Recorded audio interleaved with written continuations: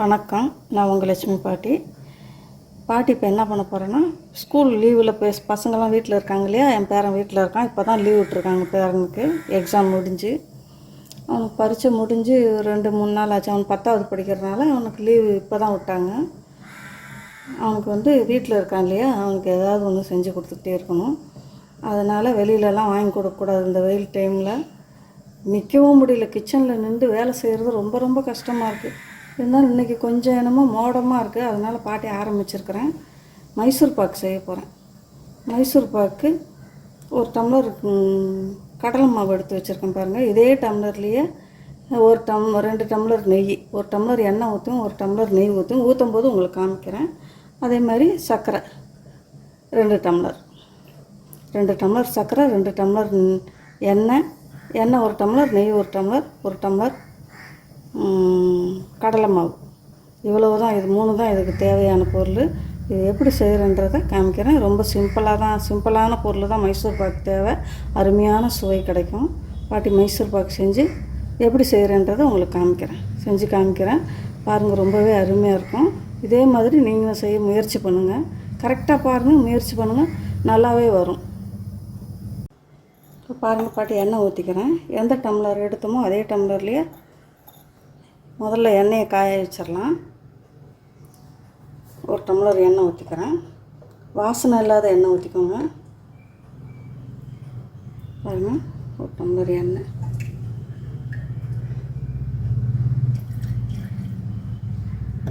அது கூடவே நெய் நெய் வீட்டில் ஊறுக்கின நெய் தான். அதான் கிண்ணத்தில் வச்சுருக்கேன் பாருங்கள், வடிகட்டி.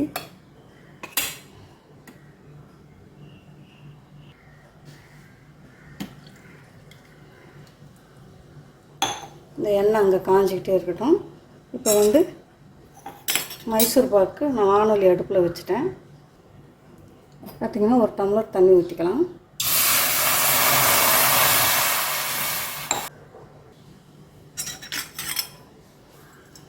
அதே டம்ளரில் 2 டம்ளர் சர்க்கரை.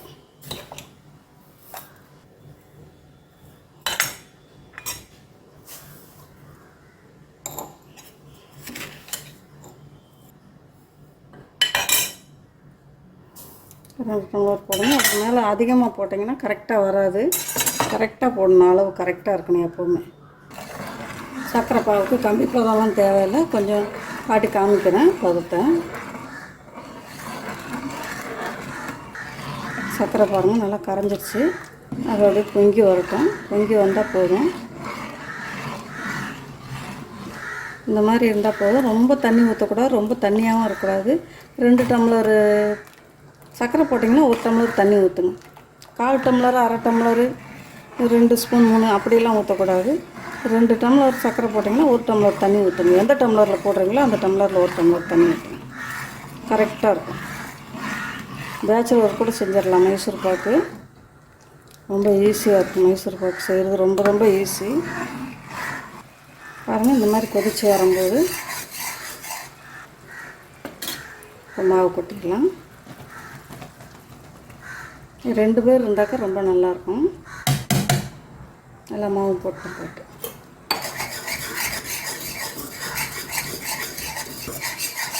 கட்டிலாம் தட்டாது, அது கரைஞ்சிரும். பயப்படாதீங்க.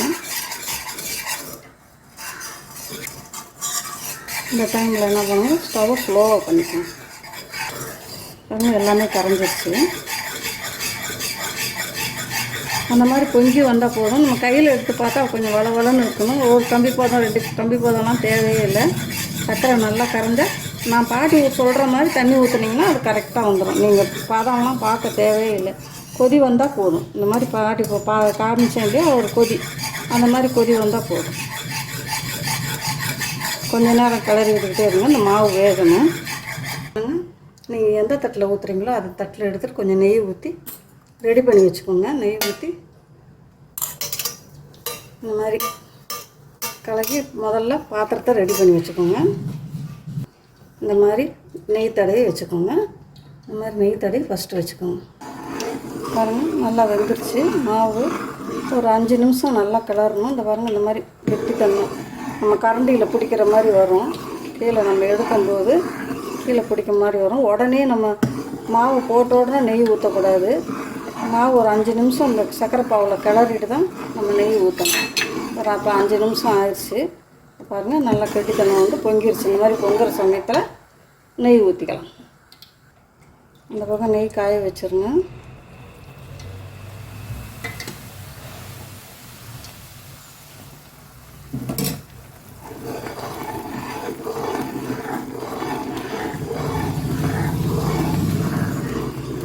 இந்த மாதிரி நெய் இழுத்தோடனே கொஞ்சம் கொஞ்சமாக ஊற்றி கிளறுங்க. பாருங்க, ஊற்றின நெய் நல்லா இழுத்துருச்சு. இன்னொரு தடவை ஊற்றிக்கணும். இந்த மாதிரி நெய் இழுத்துடணும். இழுத்த அப்புறம் தான் ஊற்றணும்.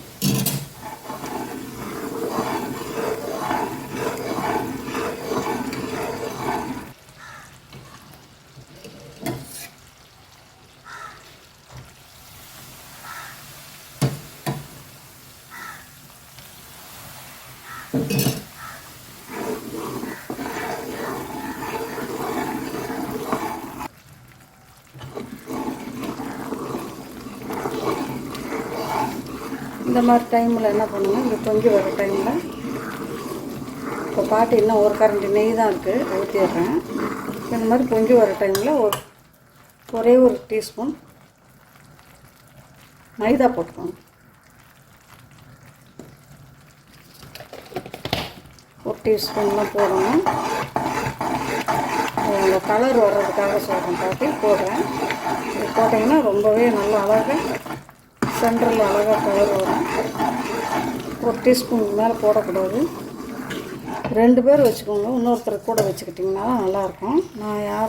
நான் மட்டும்தான் இருக்கேன். வீடியோவும் எடுத்துக்கிறேன். உங்களுக்கு மைசூர் பாக்கும் செஞ்சு காமிக்கிறேன். பாட்டிக்கு சர்வீஸ் இருக்குது, அதனால் சமாளிக்கிறேன் பாட்டி. நீங்கள் வந்து ஒரு ஆள் கூட வச்சுக்கோங்க. எல்லா எண்ணெயும் ஊற்றிடுறேன். எண்ணெயும் நெய்யும் பார்த்தீங்கன்னா எல்லா நெய்யும் ஊற்றிடுறேன்.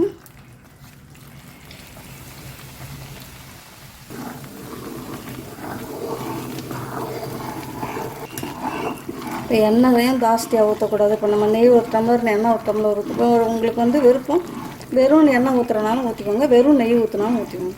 வெறும் நெய் ஊற்றுனீங்கன்னா ரொம்ப திகட்டும், சாப்பிட முடியாது. அதனால தான் ஒரு டம்ளர் நெய், ஒரு டம்ளர் இது வாசனை இல்லாத எண்ணெய், 2 டம்ளர் சர்க்கரை, 1 டம்ளர் கடலை மாவு, 1 டம்ளர் தண்ணி. இவ்வளோ தான் இதுக்கு தேவை. வேறு எதுவுமே தேவையில்லை.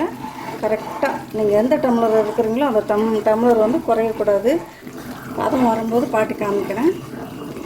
சட்டியில் ஒட்டாமல் வரும், அப்படியே திரண்டு வரும்.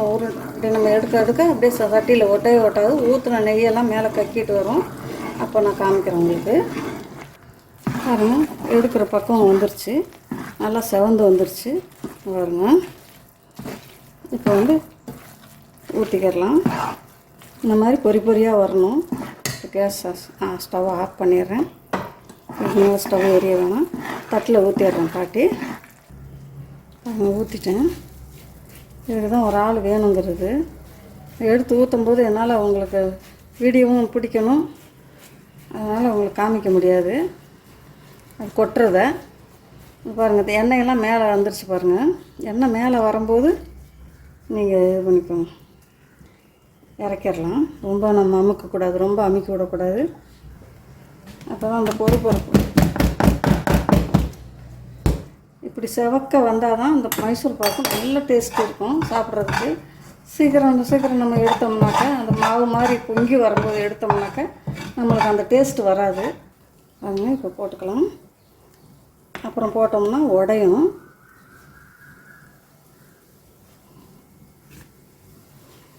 கொஞ்சம் போட்டு கொஞ்சம் கெட்டியாக வரும்போது ஸ்லைஸ் போட்டுக்கோங்க.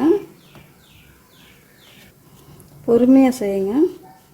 ஏன்னா இந்த மொறு மைசூர் பாக்கு வேணும்னாக்கா நம்ம கட் பண்ணும்போதெல்லாம் கொஞ்சம் பொறுமையாக இருக்கணும். மாவு மைசூர் பாக்கு சாப்பிட்றத விட இந்த மைசூர் பாக்கு தான் பாரம்பரிய மைசூர் பாக்கு. நல்லா மாவு பார்த்திங்கன்னா நெய்யிலேயே நல்லா வெந்து வந்துருச்சு. வெந்து வந்தால் தான் அந்த மாதிரி சிகப்பு கலர் வரும். ஆனால் சாப்பிட்றதுக்கு சுவை பார்த்திங்கன்னா அருமையாக இருக்கும். ஆனால் கொஞ்சம் நேரம் எடுத்துக்கிறோம். நான் சொல்ல மாட்டேன் சீக்கிரம் மைசூர் பாக்கு 5 நிமிஷத்தில் செய்யலாம், 10 நிமிஷம் செய்யலாம் சொல்ல மாட்டேன். கொஞ்சம் டைம் எடுத்துக்கிறோம். அரை மணி நேரமாவது ஆகும் நம்ம மைசூர் பாக்கு செய்கிறதுக்கு.